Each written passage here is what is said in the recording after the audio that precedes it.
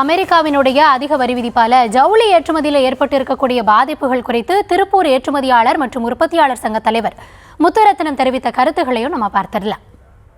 அமெரிக்காவுடைய 50% வரி விதிப்புனால இந்தியா பல்வேறு ஏற்றுமதிக்கு பெரிய ப்ராப்ளமாக இருக்கு. அது குறிப்பாக திருப்பூர் அப்படிங்கிறது பின்னலாடை தொழில் பெரிய அளவு பாதிச்சிருக்கு. ஏன்னா அப்படின்னா 35% to 40% நம்ம இப்போ அமெரிக்காவுக்கு ஆர்டர் பண்ணிட்டு இருக்கோம்.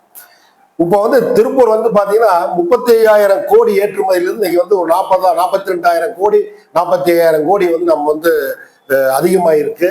ஒரு வளர்ச்சி பாதையில போயிட்டு இருக்கிற இந்த சூழல்ல இப்போ அமெரிக்கா வரி விதிப்பு திட்டமிட்டு இந்தியாவை குறி வச்சு வர்த்தகத்தை முடக்குவதற்காக அமெரிக்க அதிபர் அறிவிச்சிருக்காங்க. போட்டி நாடுகளுக்கு வட்டி குறைவாகவும் இந்தியாவுக்கு வட்டி அதிகப்படுத்தியிருக்காங்க. இது எப்படின்னா அமெரிக்கா வர்த்தக போர் அடிப்படையில் அது கையாண்டுட்டு இருக்காப்ல. இது நம்ம இந்திய பாரத பிரதமர் எப்படி இதை கையாளுவாள் அப்படிங்கிறத நாங்கள் பொறுத்து பார்க்கணும். அதுக்கு முன்னால பார்த்தீங்கன்னா இப்போ அந்த தொழில் நாங்கள் ஏற்றுமதி நிறுவனங்கள்லாம் பெரிய அளவு பாதிப்புக்குள்ளா இருக்குது. எப்படின்னா இப்போ புதிய ஆர்டர்கள் எங்களுக்கு வரக்கு வாய்ப்பு குறைவாயிருச்சு. இப்போ கையில் இருக்கிற ஆர்டர்கள்லாம் பார்த்தீங்கன்னா பயர்ஸ் இந்த வால்மார்ட் பயர் மாதிரி எல்லாம் தற்சமயம் ஆர்டர் நிறுத்தி வைக்க சொல்லியிருக்காங்க.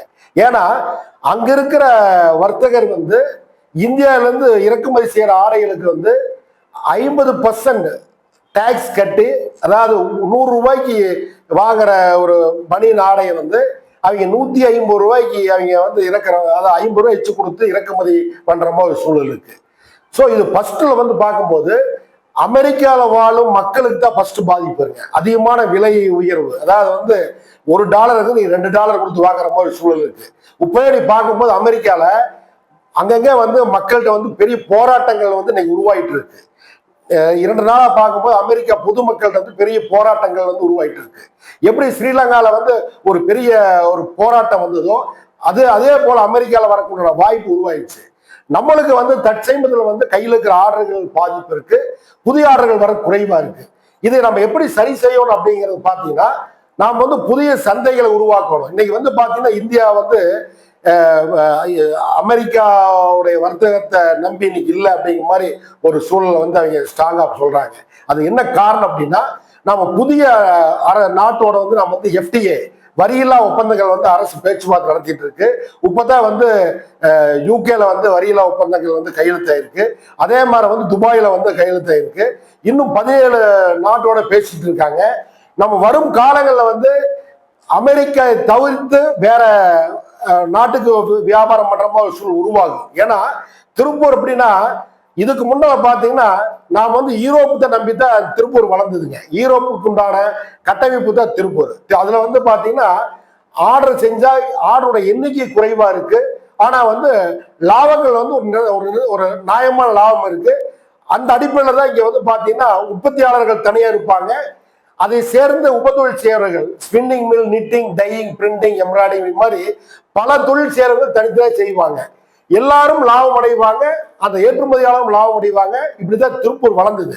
இப்ப அமெரிக்க ஆர்டர்கள் உள்ள வந்த பின்னால பார்க்கும்போது இது பெரிய நிறுவனங்கள் மட்டும் செய்யற மாதிரி சூழல் இருக்கு. ஏன்னா அமெரிக்கா ஆர்டர்கள் எண்ணிக்கை அதிகமா வரும், ஆனா லாபங்கள் குறைவா இருக்கு. அதாவது ஒரு வெர்டிகல் செட்டப், அதாவது ஒரு கூரையின் கீழே இருக்கிற நிறுவனங்கள் மட்டும்தான் அந்த ஆர்டர் செய்ய முடியும், லாபங்கள் எடுக்க முடியும். சிறிய நிறுவனங்கள்லாம் அந்த ஆர்டர் செய்ய முடியாது, லாபங்கள் எடுக்க முடியாது. அதனால அமெரிக்காவை பொறுத்தளவு, திருப்பூரை பொறுத்தளவு ஒரு 10% பெரிய நிறுவனங்கள் மட்டும்தான் அது பயனடைகிறாங்க. 90% நாம் சிறு குறு நடுத்தர தொழில் சேர்ந்தவர்கள், MSME செக்டார். அதுல பாத்தீங்கன்னா அவங்க எல்லாம் நம்ம அமெரிக்க ஆர்டர் செய்யறதுக்கான வாய்ப்பு ரொம்ப குறைவா இருக்கு.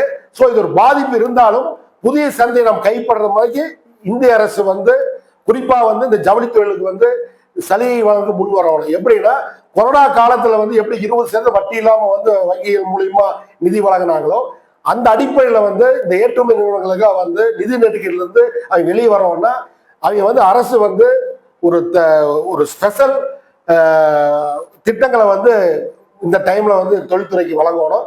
மத்திய அரசு புதிய சந்தைப்படுத்துறதுங்கிறது அது அரசு நம்மளுக்கு சலுகைகள் வழங்கினாலும் அந்த புதிய சந்தை கொண்டு வரக்கு 2 ஆண்டுகள் ஆகும். அது மாதிரிக்கு நாம் இந்த தொழிலை தொழிலை காப்பாற்றணும் அப்படின்னா மத்திய அரசுடைய உதவிகள் வந்து இந்த காலகட்டத்துக்கு தேவை. மத்திய அரசு கண்டிப்பா செய்யணும்.